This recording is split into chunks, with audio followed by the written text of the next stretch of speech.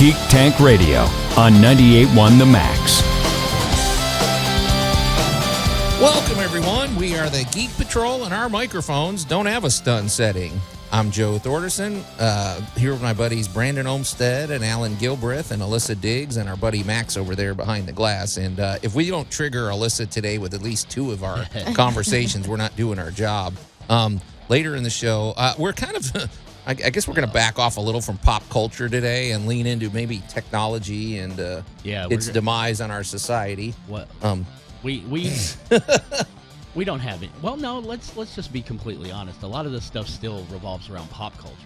It's very mainstream. It's all been inspired by bad sci-fi movies. Home security. How far are we willing to take it, and what are the legal ramifications? Basically, there's an app for everything, and now there's an app for remote-controlled home security that we're gonna get into. There's some interesting discussions with ChatGPT that are beginning to affect basically everybody. And Alyssa, you love these things. You're all about the latest technology, robots. I love it so much. Yeah. I love how it's replacing the personal touch of everything you do. The youngest person here is the most anti-tech, whatever you want to say. But before we get to that, Max, you said, what is the name of this anniversary? Because I have very strong feelings about it. Well, it's called Pluto Demoted Day, and I haven't gotten to use this in a while. Okay. Spoiler alert. Sorry. I thought I confused that for something else. Are we going to leave this in, or are you going to fix it in post? So do we need? Oh no, it's all staying in. Let's keep going. Yeah. So right, Pluto got demoted. Space. You want to know why? The final frontier. that's I was spaced out for a sec. Okay, boy, that was tight. Anyway, Pluto getting demoted. I've had a whole change of heart about this entire thing, Alan. The thing is, basically, Pluto went from we grew up being taught that we have these 9 planets, and Pluto is the last one over there. Courtesy of our good old buddy by the name of Clyde Tombaugh back in 1930. And what I liked about it is over 1,000 suggestions were listed for back in the day what it should be named after. And what cooler name to give your planet than Pluto, who was the Roman god of the underworld. No, it's a great name. It's a cool planet, too. I mean, there's a lot happening on Pluto. And, Alan, here's the thing. They demoted it because a bunch of scientists said, well, if we are going to continue this being a planet, we have to name all these other little planetoids out there, and we're going to suddenly have like 50 planets in our solar system. Well, Wait, that means that today's actual theme is laziness. bingo, exactly. That's what I was saying. Pluto got a participation trophy. He did. And so Alan, Brandon nailed it right on the head. I was like, at first I was all hung up on the fact of it getting demoted, but now I'm really incensed because it did not get demoted for legitimate reasons. It got demoted because of scientific laziness, right? Yeah, absolutely. They're the ones that set up the parameter saying this is what constitutes a planet. Pluto is a planet. And then suddenly when they find out they have all this extra work to do, they throw Pluto under the bus. This is completely that deal where you're like, yeah, I'll mow your lawn for $100. Yeah, that's awesome. And then you get past that one hill and you realize all that land behind is part of their yard, and you've just got a push mower. Exactly. Yeah. No, but Alan, where do you land in this? Where do I land in this? Well, Joe, I'm going to call you a bloviating hater. Okay. Well, let's hear it, because I think there's some legitimacy here. No, there is, but you also have to add to it, times change and technology improves. Okay. When Pluto was discovered and named, we really couldn't see that much further out into space. We were a little limited. Go ahead. All right. Well, I'm now seeing a hole in your got, argument, but go ahead. Well, my hole in my argument is we went and put better telescopes up and started looking around and going, oh, there's a lot of other stuff out there actually bigger than Pluto floating around, and they are part of our solar system. I don't think you're negating our argument. Brandon, you're on my side in this, right? I'm totally on your side, especially nowadays. I think you're undercutting your I think argument. right now we could totally promote Pluto back to a planet, and use ChatGPT to name all these other little planets. Yeah, you're not making your case out. I mean, to me, you're saying you're. I mean, you're literally. Why are we not selling tiny planets like they sell tiny plots of Ireland? yeah, why don't True. we? It's like I will never be to that. I will never go to that spot in the haunted woods that I own for buying a plaque. Why can't I buy a planetoid? Yeah, why not market this? Let the free market fix the, do the work. If you buy this planet, you can name it, you can research. There's a star registry. Why not a planetoid or chunk of rock registry? Okay, well, you called me a bloviating hater, but I don't think you've undercut our argument. In fact, I think that we are best. We're on the right side over here, Alan. You are missing the opportunity for a money-making, plan. I'm all about a good cash grab. So now you can get with us. Let's sell. Well, now I will say this for Pluto is, right after we demote it, we send 3 spaceships by it. We are hanging out. We're investigating it. And it's kind of like, all right, look, if you're going to break up with the planet, stop driving by the house slowly. You're the one that broke up. Right. And then you kind of go, oh, but Pluto's so much more interesting than we thought. Right. But it is a dwarf planet. It is a planetoid. Now, I'm all in favor it's of a dwarf planet now. They didn't say that back then. Well, Alan, we didn't know what a dwarf was back then. We didn't have anything to compare it to other than its 8 siblings. Hold on. We need one clarification. Max, what year was it demoted? It wasn't that long ago. 2006. Okay, Alan, I'm sorry. We had good telescopes back then that they knew it wasn't just some dot in the sky. They knew a little bit more about Pluto. I don't think it was the top of their docket. I just think I think that was just the bottom of their NASA to-do list. It's I still kind say of it's we're getting there, laziness. we're getting there. How many of these planetoids do we have? And somebody threw a sheet of, stack of paper in front of somebody. And we got 1,000 of them. I am sure that various NASA people are going to jump me for this one. Okay. But, guys, how did... It came down to it. They had no way of getting an extra, $300 or $400 million from the government for a grant on naming these planets. That's the only reason it didn't happen. These scientists are lazy and uninitiated. They could have. This could have been a big money maker. Yeah, I'm going. Not to mention selling new planet, new solar system. I'm going to maps create and a stuff. whole new department at NASA. I totally want to buy a planet just so I can make a flag. I have to mention a reference to a movie and everything that is very relevant to this discussion. Okay, well, besides Armageddon. I thought this was going to be a little go throwaway conversation, but it's going to continue when we come back here on Geek Tank Radio. You're listening to Geek Tank Radio on 98.1 The Max. Alan Moore just egged my house. The Geek Patrol is back. At least it was just eggs. And welcome back to Geek Tank Radio, everybody. I'm Joe Thorderson. Well, this guy's throw's a lot worse.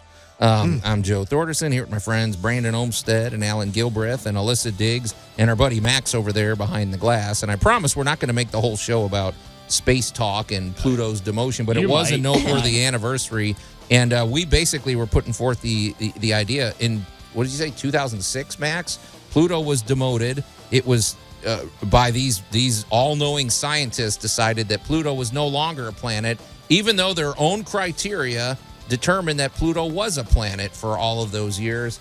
And the reason they changed their mind is because if they name Pluto a planet, they've discovered all these little planetoids, and now our solar system is going to expand, and they have to redo their maps and everything. So they kicked Pluto under the bus. All right, well, let's blame the right people. Okay. This was the International Astronomical Union who downgraded the status of Pluto.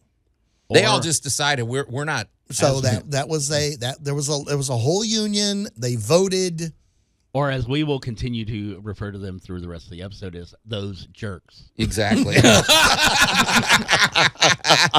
So what I wanted to mention, because you were talking about the all-knowing scientists and everything, it makes me think of this great movie from like the 90s with Hugh Grant called The Man Who Went Up a Hill and Came Down a Mountain. One of the greatest movies ever. So they were like these all-knowing top hot, whatever they are. They were saying that, your hill, you have to have this be a certain level of feet high in order for it to qualify as a mountain. Well, it's like, what defines mountain? Is it convention, or is it actually something based in reality? Or is it experience? Is it feel like a mountain? Is it, Okay. whatever? They determined it had to be this many feet, and they added 20 feet Welcome to it. to legacy thinking and the words, you cannot manage it if you cannot measure it. It is, at some point, somebody looked at the king and he went, all right, I'm tired of hearing about this. All right, you see how big my foot is? That's called a foot. Right. Do you see the width of my thumb? That's now called an inch. Yeah. And at some point, you choose a point of measurement or a point of comparison. Okay. And it was a hard thing in my life to just realize that at some point, somebody just went, okay, I'm tired of arguing. You see this? This is a pint. Okay. So in other words, there's this old quote by Blaise Pascal: "Might makes right." That's what it sounds like. It sounds like mob rule. Doesn't sound scientific to me. You know, scientists. when you're the Chinese soon-to-be emperor of the known world, you make everybody write the same language. Okay. Well, Alan, we don't have enough time to make this entirely about space science, but We have right plenty of now time. we have 9 planets. I'm still counting Pluto, but how many planetoids at this point do we know of, like orbiting the sun? That's the And that's just the whole point. We don't know because we only get such a vision of a certain level of the sky. And you're looking at the Kuiper Belt, you're looking at the Oort cloud, you're looking at stuff even further out in space, and we're looking for basically lumps of rock and ice. And I think at the last count was somewhere north of 2,000. Yeah.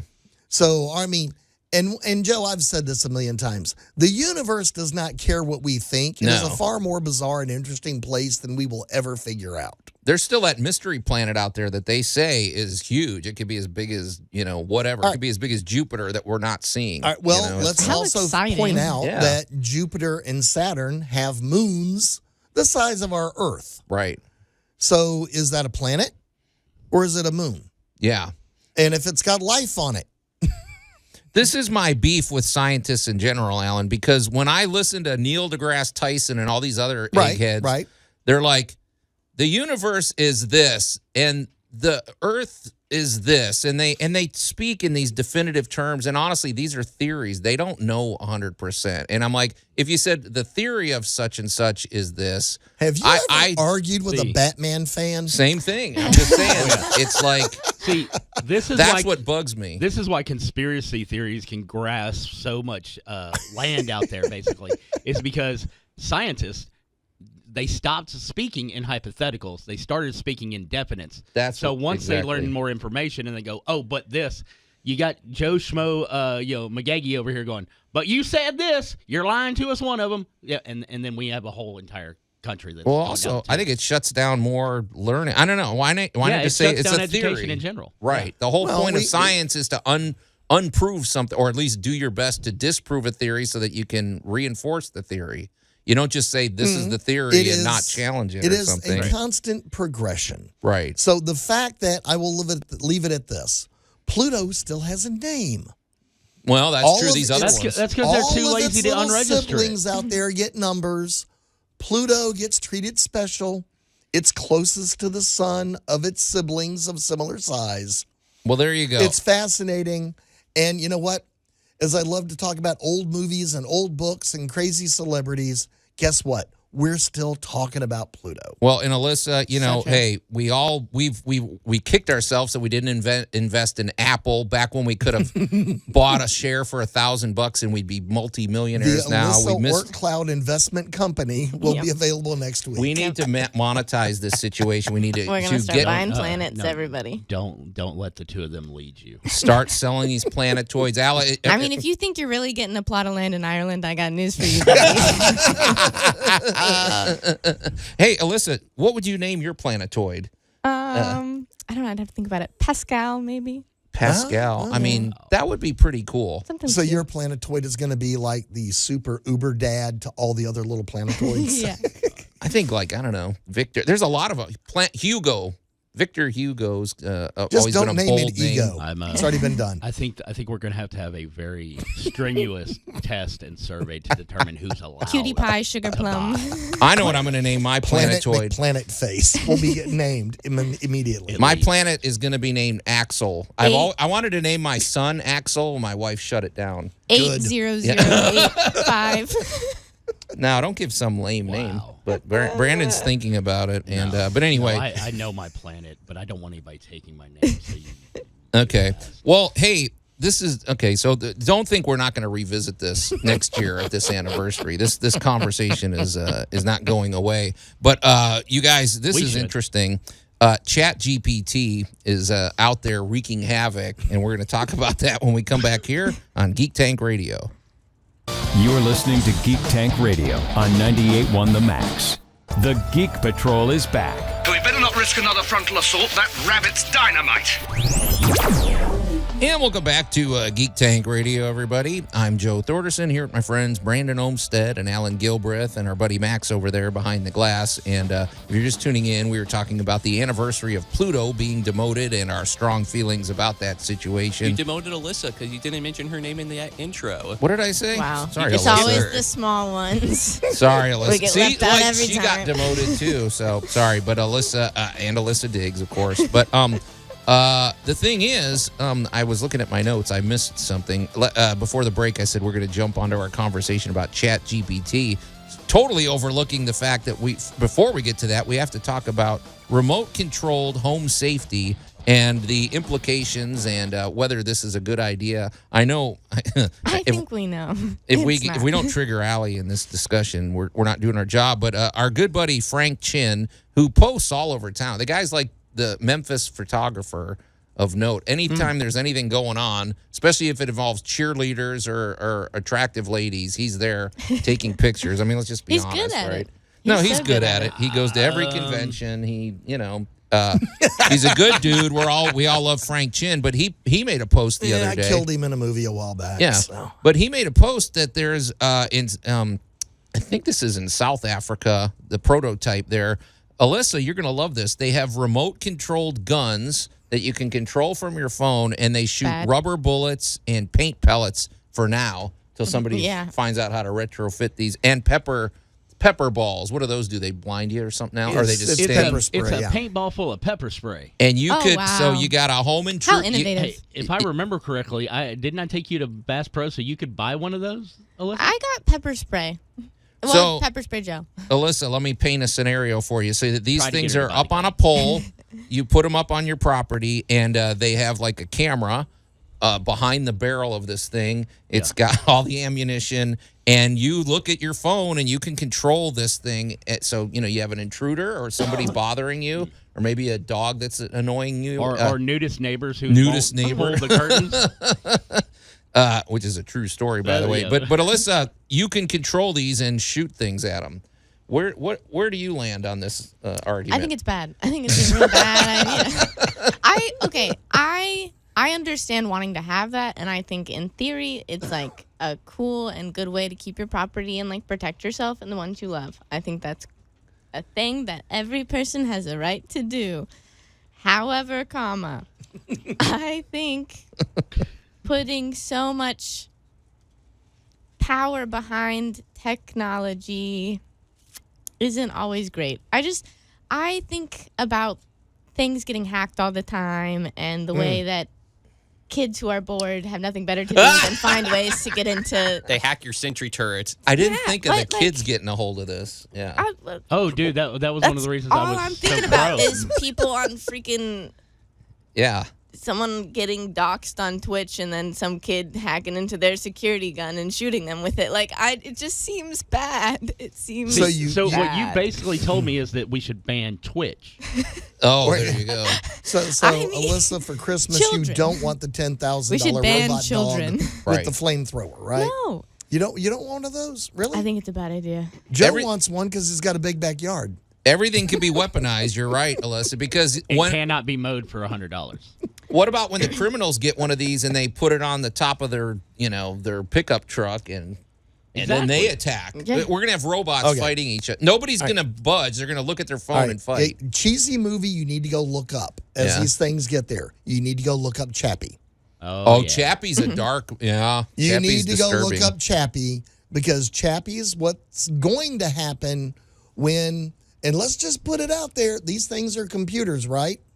Well, in theory. Anybody ever heard of a computer virus? Oh, yeah. No, there you go. Yeah. What'd you say, Max? Oh, I was just gonna say, like, I also just don't like the idea of like I could see the difference between like a Ring camera and everything detecting criminals and everything, and kind of helping you do that job. But it's an entirely different thing when you talk about the use of force and not having being the AI being the agent of the force as opposed to you, because there's a difference between a drone piloted by a person and a robot making decisions on his own. Because not only that, what they warrant to be a threat might be different. Well, but these are at the moment remote controlled, unless you put it on automatic mode. Say, I'm going to bed overnight. It's on you, Mr. AI. I just hear the little sentry turrets from Portal 2 where it's like target acquired. You know who's behind all this? I already know who's behind all this. All the injury attorneys are out there. They're going to make a fortune off of it. Think of the Tell me something. If you were Joe. injured by a sentry turret. Not that I really. I'm not condoning violence in any shape, form, or fashion.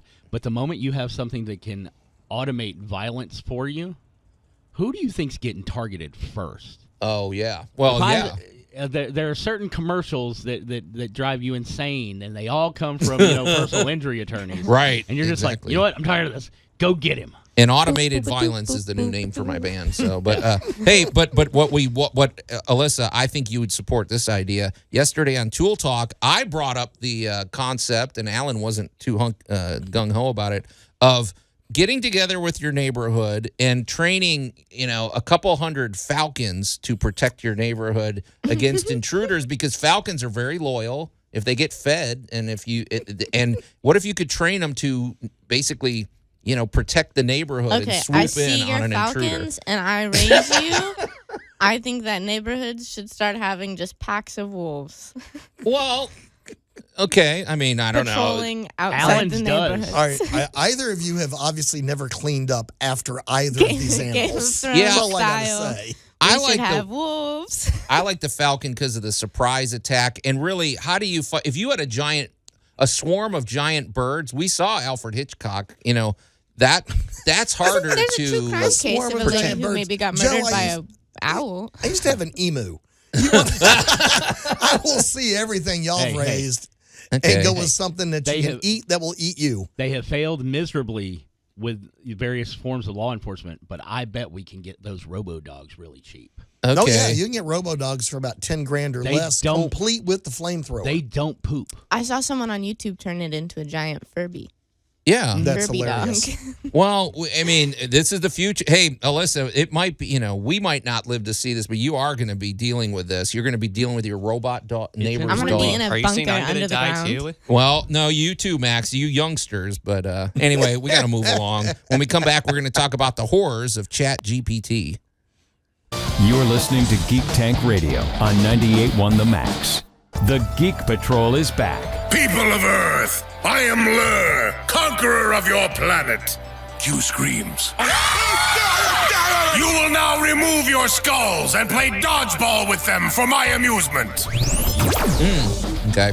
And welcome back to Geek Tank Radio, everybody. I'm Joe. I have no comment. I'm Joe Thorderson here with my friends Brandon Olmstead and Alan Gilbreth and Alyssa Diggs and our buddy Max over there behind the glass. Good, you didn't demote her this time. No, and I guess my not comment was a comment. But hey, real quick, we're going to talk about ChatGPT in a minute, but I think all of us are on board of we're going to all be watching Terminator Zero, which is the new anime coming August 29th to Netflix. It looks cool, but we're going to wait till we've all seen it. So I think it's a series, right? It's not. It looks really cool. Anime writers, I'm sorry, they generally, in my opinion, do things better. Well, but you could say that, but let's just be completely honest. Most of your anime writers for Netflix are American. That's what I was gonna say. Well, whoever My they are, bigger- it's cool. My bigger concern is like American anime versus actual Japanese anime, because I don't think Castlevania or Blue Eye Samurai was like I'm a Japanese anime. It was American. This looks okay. Anyway, but speaking of things They like were that, still good. what were you guys telling me about ChatGPT before this?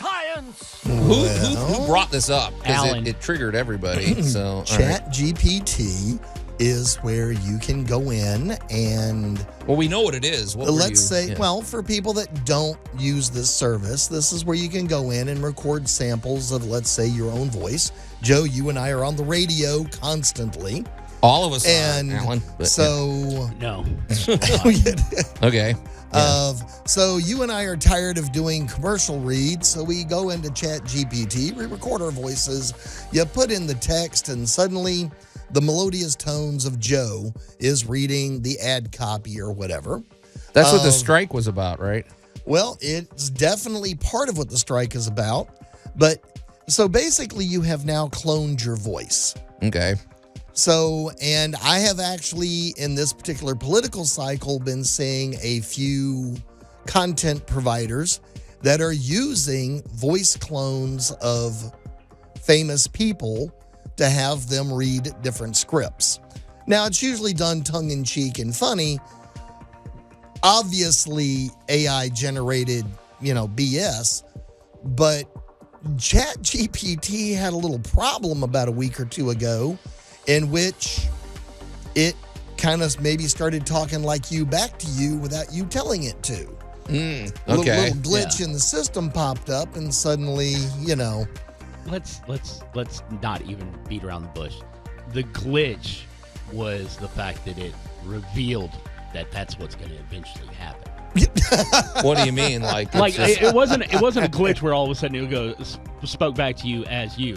What the glitch was is something that caused the mask to drop. okay, the mask. He's getting into the conspiracy side of this. Oh no! I'm not sure I'm totally following what you mean. But. Skynet. You wanted to bring up Terminators. Okay. Then you brought up ChatGPT. Skynet.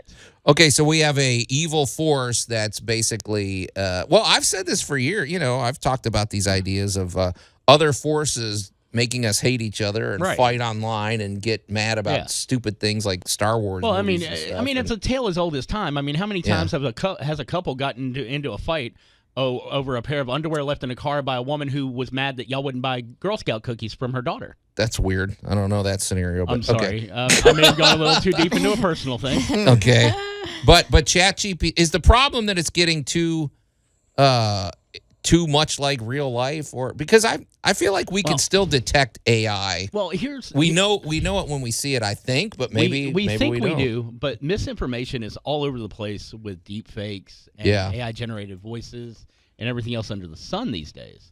You don't know. I mean, you could get a FaceTime call from Alyssa tomorrow, and Alyssa be nowhere near her phone when it happened. We have gotten to that point where the technology's there. It's just not handled by everybody. Yeah. What we've had a great moment with so far is, and we've seen this with Alexa and Siri, AI learns from the humans that use it. Luckily, we're all dumb. Siri and Alexa are both much dumber than they used to be. Are they? Okay. I haven't used mine in a while, so. And when you tell Alexa to shoot the pepper balls at the guy trying to break in your house, she's just going to go, no, Joe, I don't think I'm going to do it. Add pepper balls to your shopping list? Yeah. But, okay. So, well, the interest here is that, well, all right, if you had time to in-depth, look at something and go, I don't think that's Brandon. I think it's Brandon's dog playing on the ChatGPT, because Brandon has now said sausages 4 times in a row. So, now George is bougie. He would say prosciutto. Well, that is true. Having met your dog, I agree with that. I got a question for you though, because sometimes these videos pop up, and I'm just gonna click it just because I don't care. A 3-minute video pops up, and it's all, the art is obviously AI art. It's all weird, and the voice sounds, it's a human voice, but it just sounds off, and it always flashes these words as it's talking. It'll say like, under the sea there is this whale, such and such, and I'm like, is that entire thing written by ChatGPT? GPT, All right, that is including the voices a and voice stuff? synthesizer, which is It sounds weird, like but it doesn't sound like any one in particular. yeah. It is a human synthesized voice. We've had those around for 20, 30 years now. And there's very good chance these days somebody went to an AI text editor and said, I need a commercial for this. And it ran around and found, what it thinks is a commercial for blueberries. And so now you have a synthesized voice going, this week we have a special on blueberries on But what I don't like is these things will have like 800,000 views, and I'm like, how much work did the person actually put into making this? Probably And very little. They put a lot of Zero. prompts into the computer and it did it for them. that's what I don't. People are monetizing this, so they're motivated to make more of this. That's Right. what I don't like. I mean, well, Yeah. look at people who get get money off of cat videos. All you're doing is just recording your cat doing stupid stuff. There's a reason why MCFC has put out a ban on anyone working in the vendor room trying to sell AI art. no, we don't want it there, Because man. that's just not your product. no. So it is I, a derivative. Yes. I think YouTube's going to have to get on this and demonetize those things. So, but anyway, gosh, the time's over. You guys, we got to get out of here. The show's over. It just comes like an anvil on our head. So until next week, we are the Geek Patrol, and I am Joe Thorderson. I'm Alan Gilbreth. I'm Maximilian. I'm Alyssa Diggs. And I'm Brandon Olmsted, future overlord of Planet Jasper.